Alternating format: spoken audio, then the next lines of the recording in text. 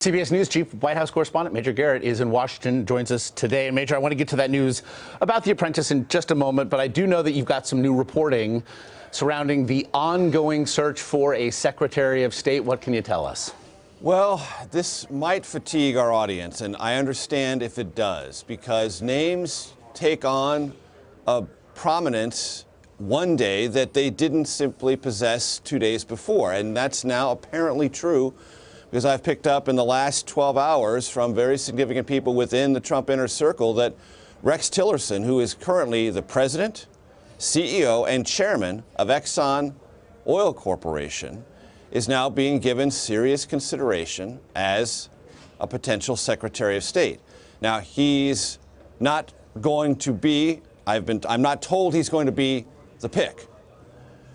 Romney is still in the mix. Giuliani is still in the mix. John Bolton is still in the mix. But there is activity of a specific kind around Tillerson that is leading those in the inner circle to say, hey, his stock is rising. And there's some interesting elements to this. He doesn't have any government experience, Rex Tillerson. His company, Exxon, explores for oil and natural gas in 6 of the 7 continents on this planet and has business operations in, I believe, 50 to 60 different countries. That would give him a sort of general understanding of the world, but nothing that's particularly oriented toward diplomacy. And it would be highly unusual for someone of his wealth, estimated in several billions of dollars, to be a Secretary of State. Even so, he's being given, I'm told, real serious consideration of the kind that was different in focus and framing than it was 3 or 4 days ago. It is, as I said at the top, fatiguing to follow and try to track this story because names rise and then they settle back down. I would say the thing I'm most confident about is the available choices are 4: Tillerson, Romney, Giuliani, and John Bolton. And right now, at the top of that list of 4, subject to change, as has become painfully obvious to our audience, going through all of these various descriptions of mine, Tillerson's at the top now. Interestingly, then, what jumped out... And it's an important weekend. It's an important weekend because this is the last weekend before a decision is going to be made. This decision is going to be launched next week.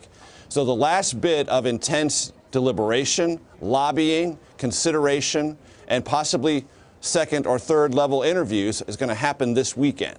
So we're nearing the culmination of this process, and that's why I'm bringing this Tillerson information to you, because sometimes in politics, and sometimes it's often very true with President-elect Trump, the last person in or the last voice heard can be the one with the most clout. And so striking about Tillerson's candidacy then, number one, another ally of fossil fuels, and really number 2, as we saw perhaps with Governor Branstad, who's now been nominated to be the ambassador to China, whose relationship with Chinese President Xi Jinping reportedly goes back years and years. We also know that Rex Tillerson has done a lot of business in Russia and reportedly has something of a good relationship with Vladimir Putin.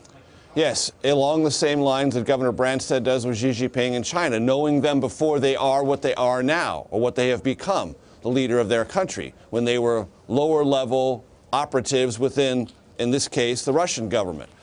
And ties to Vladimir Putin may or may not be an asset when it comes to the Trump orientation to foreign policy. I can tell you some in the transition are nervous about that kind of rabbit hole during a confirmation hearing. They're also just nervous about the idea of having Rex Tillerson, who has all these other business ties around the world, being a Secretary of State, because they wonder if Democrats in a confirmation process are going to bring up either business deals of Exxon or potential conflicts of interest.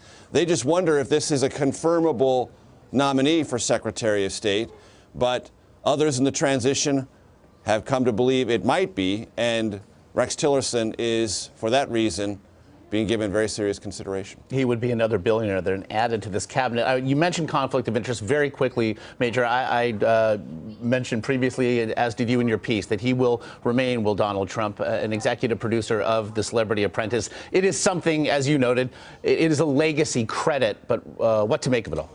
It's a legacy credit. He's not the showrunner. That's a term of art in Hollywood for people who are actively involved running and bringing a show to air and doing all of the hard work that requires. Executive producer in a legacy sense just means you were there at the conception of the idea, which Donald Trump, in all fairness, was. And he has a stake in this show.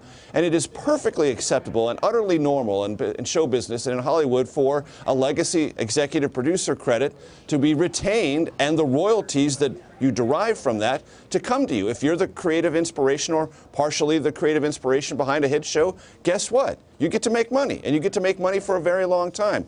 We just haven't had an executive producer who also happens to be the chief executive of the United States. That's new, as is so much with the emerging Donald Trump presidency. Yeah, Major Garrett with today's new thing. As always, Major, we do appreciate the insight. Thanks.